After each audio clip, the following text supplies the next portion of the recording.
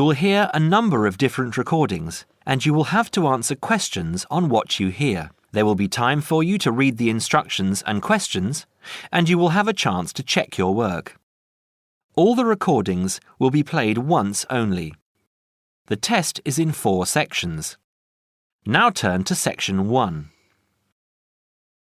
Section 1. You will hear a conversation between a university counsellor and 2 students, Joseph and Cara. First, you have some time to look at questions 1 to 5.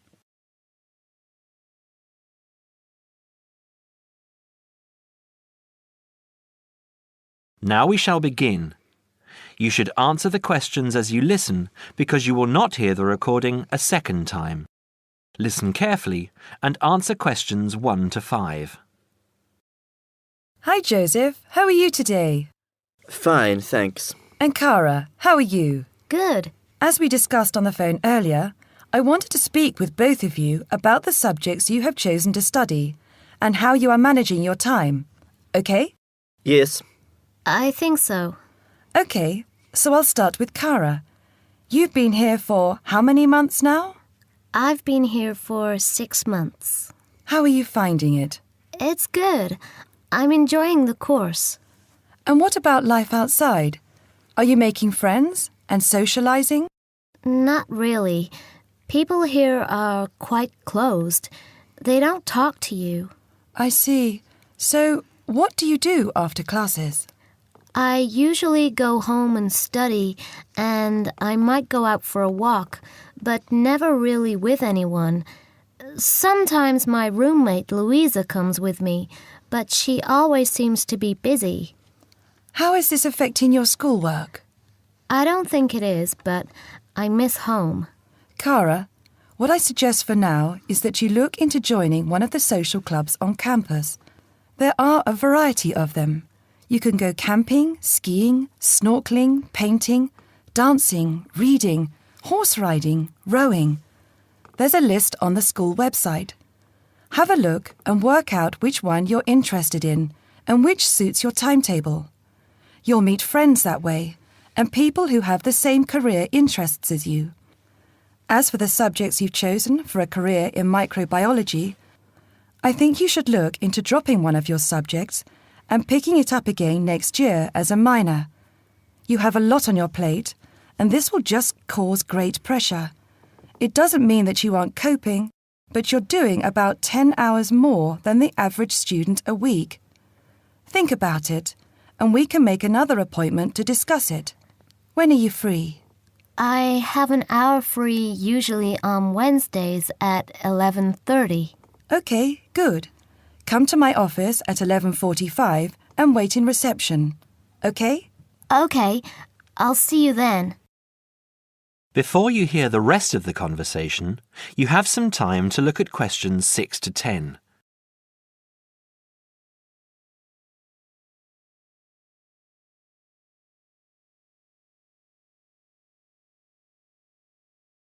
Now listen and answer questions 6 to 10. Joseph, how are you finding the university? I love it. It's very different from home. Life here is very much focused on study and also socializing through sport. People have been very friendly and curious about my culture. So, you've managed to integrate well? I think so. I've joined the rugby team, something I'd never thought I'd be interested in. And how are your studies going? I think I am doing well. I have a few assignments that need some work, but overall, I'm coping. That's good. I'm happy that you're enjoying the university, but remember, don't let your schoolwork get too far behind, because it will pile up, and before you know it, you will be late handing in work. You know that there's a penalty for handing in work late? No, I didn't. You would have been told at the start of the course, during orientation. I don't remember. You need to remember these things. They are very important. You might be an excellent student, but if you consistently hand in work late, you'll be penalised and you might end up losing your degree over it. That's a lot of years of work, okay? Yes, I'll remember that. And also remember that you have to attend 90% of your classes. So far, you have missed 5 tutorials. Be careful here. These could also cost you your degree. Is there any particular reason you missed these classes? I'd been training for our rugby match the night before and, well, we went out afterwards and I slept past my alarm clock. Joseph, I know this culture must be very different from where you come from, but please try and be a little more conservative with your time. I think maybe you should spend more time on your studies and less time on socializing. The subjects you've chosen are intensive. I want you to spend 3 hours a night studying before you decide to do anything else. I'll make an appointment to see you in a month and we can assess your progress. I'll give you my business card. All my contact details are there. Call me in 3 weeks to organise another meeting. Do you have any questions for me? No, none. OK, I'll see you in a month. That is the end of section 1. You now have half a minute to check your answers.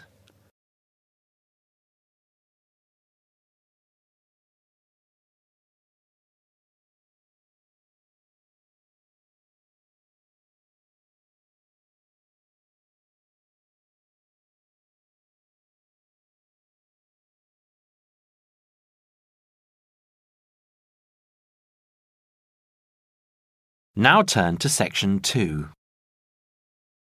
Section 2. You will now listen to a talk on bicycles. First, you have some time to look at questions 11 to 20.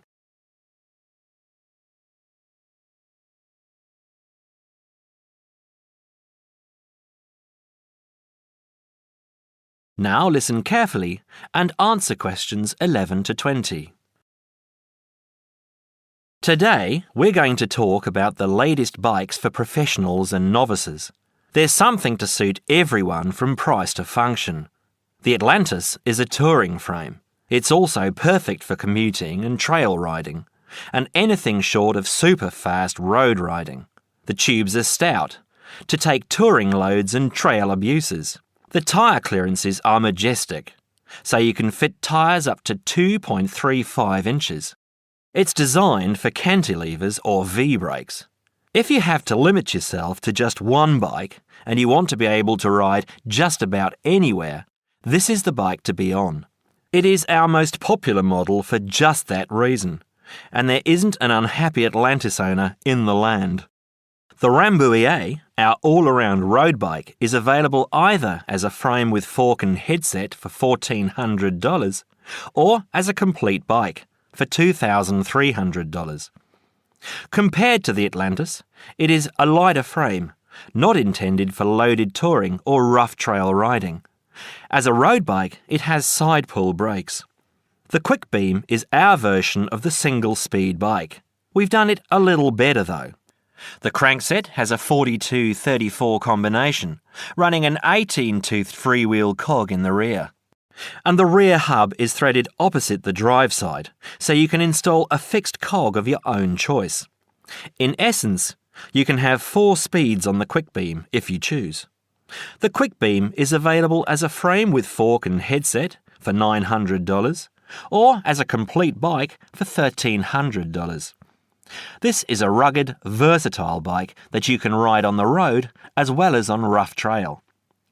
The Saluki is our roadish, light touring, randonneuring frame. It's designed for 650B wheels.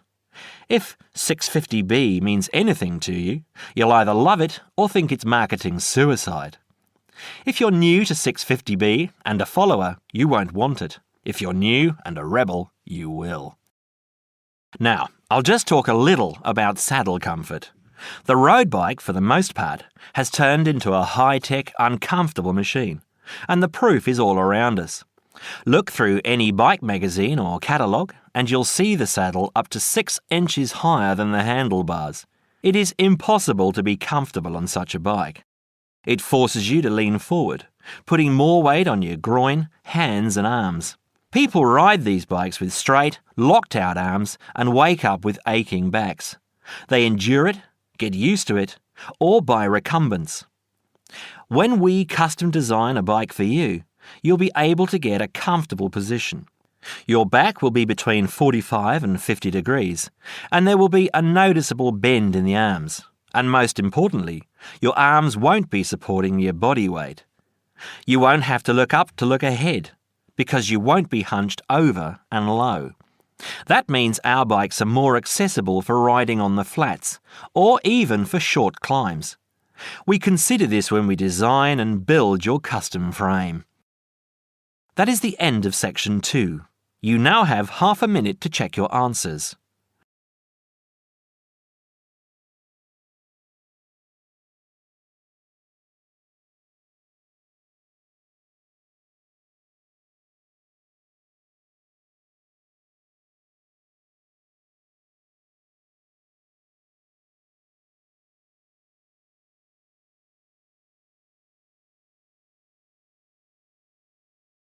Now turn to section 3.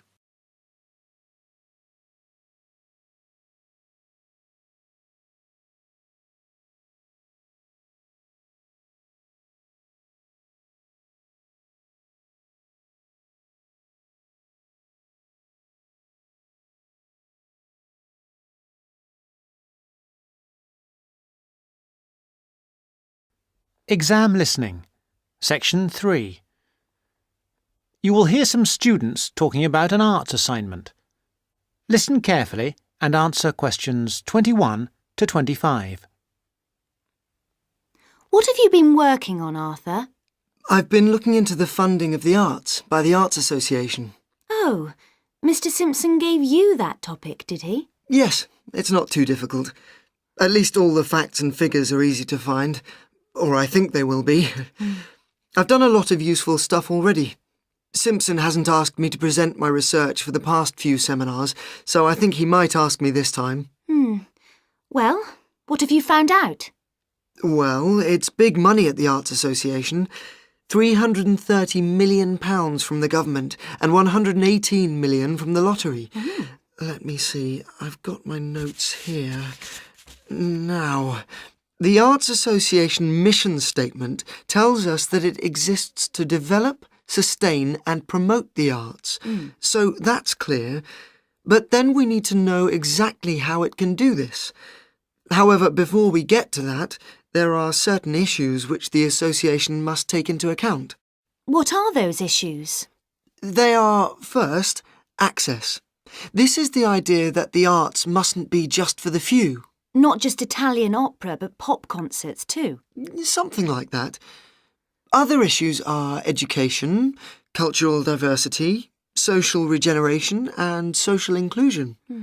All these are different ways of saying that the arts are for everyone. All right, but what does it actually do? It does what it wants, I think. The government does not interfere in its activities, but demands that it gets value for money for its funds. But there must be certain programmes that it carries out. Oh, yes. There is the touring programme, which is what it says. That is, a programme to support... Give money to? Yes, that's right. To support touring companies, for example, dance companies, orchestras and so on. There is also the recovery programme. What on earth is that?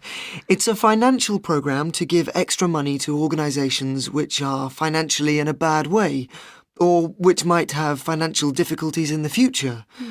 Like it says, it's for their recovery. It all seems very complicated. It is.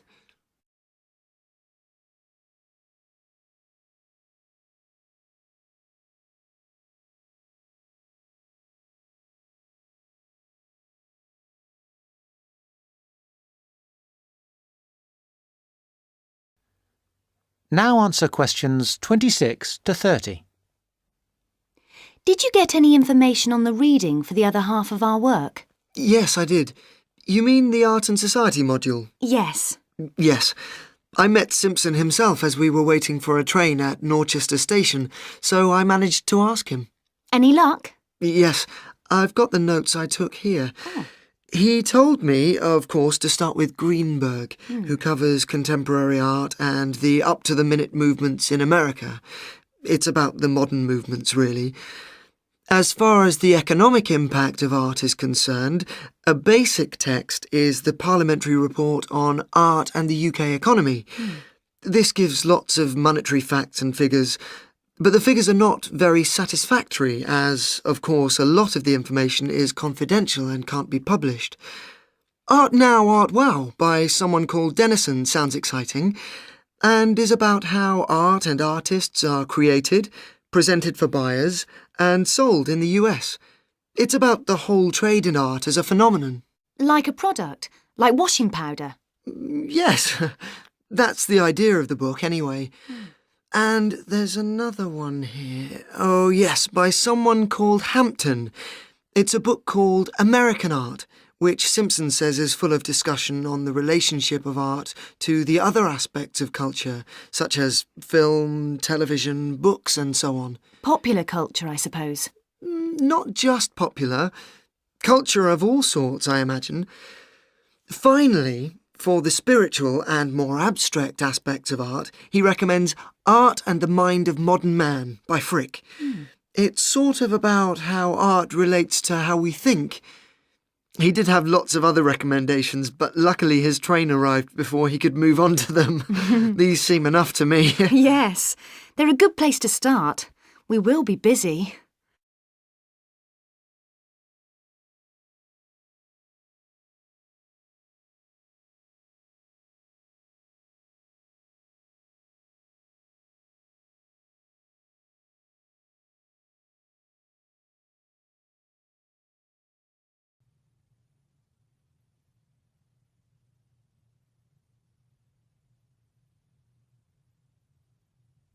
Now turn to Section 4. Section 4. You'll hear a teacher talking about several British art galleries. First, you have some time to look at questions 31 to 33.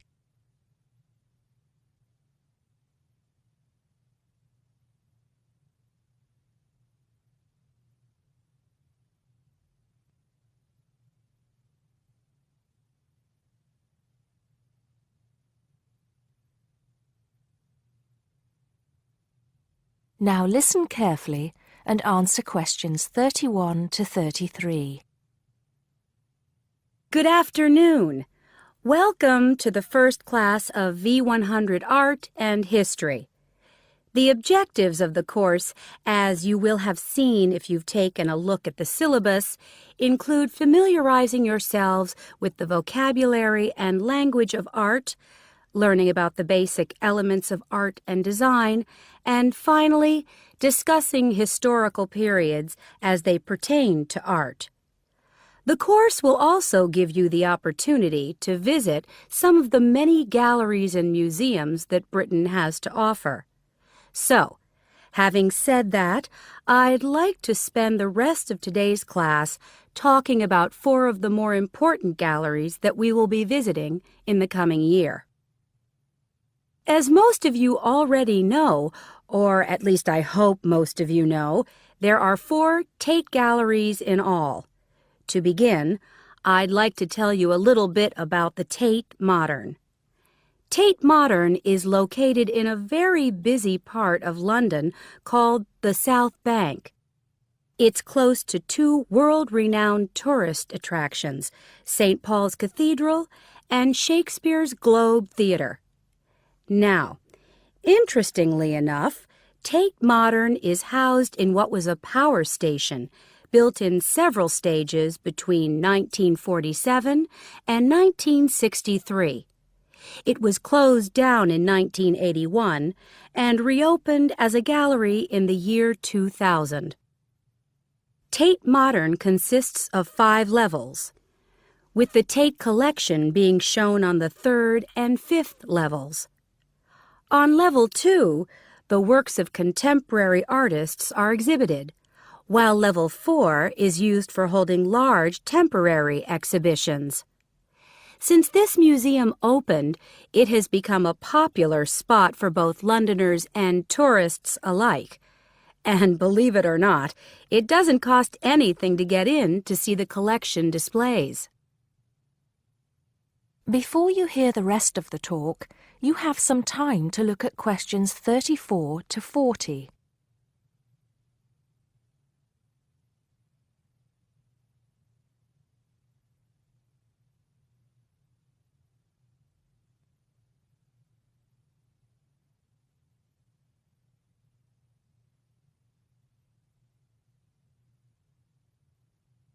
Now listen and answer questions 34 to 40. Now, the second gallery I'd like to talk about is Tate St. Ives, which is in Cornwall. It was built on the site of a gasworks, and it overlooks Porthmeor Beach. Tate St. Ives is housed in a 3-story building that was designed by the architects Evans and Shalliff. It was established in 1993, 7 years before Tate Modern was opened, and the gallery exhibits the works of modern British artists, including members of the St. Ives School, a group of artists living and working in the area from the 30s onwards. In later lectures, we'll be looking at the work of some of the artists who belong to that group and the ways in which they influenced each other. Okay, am I going too fast for any of you? No? Good. Next, I want to talk about Tate Britain, which is a gorgeous gallery situated right in the heart of Westminster. Tate Britain was the first of the 4 Tate galleries to open, and it was established in 1897. It was built on the site of an old prison, and when it first opened its doors, it was called the National Gallery of British Art. Later, it became known as the Tate Gallery, after the man who founded it, Sir Henry Tate. During its lifetime, Tate Britain has been damaged twice, once by floodwaters from the River Thames, and once by bombings during World War II. This gallery has an interesting range of exhibitions of historic and modern art from 1500 up to the present day. Now, the last gallery I'd like to tell you about is called Tate Liverpool. It's not hard to figure out where this gallery is located, is it? It was opened in 1988 to exhibit displays from the Tate collection, and it also has a program of temporary exhibitions. Tate Liverpool is housed in what was once a warehouse, and for some years it was one of the biggest galleries of modern and contemporary art in the UK. Well, that's a brief overview of just a few of the galleries we'll be visiting. I'd like now to look in a little more detail at what you can expect to see in each of these galleries, starting with Tate Britain. That is the end of section 4. You now have half a minute to check your answers.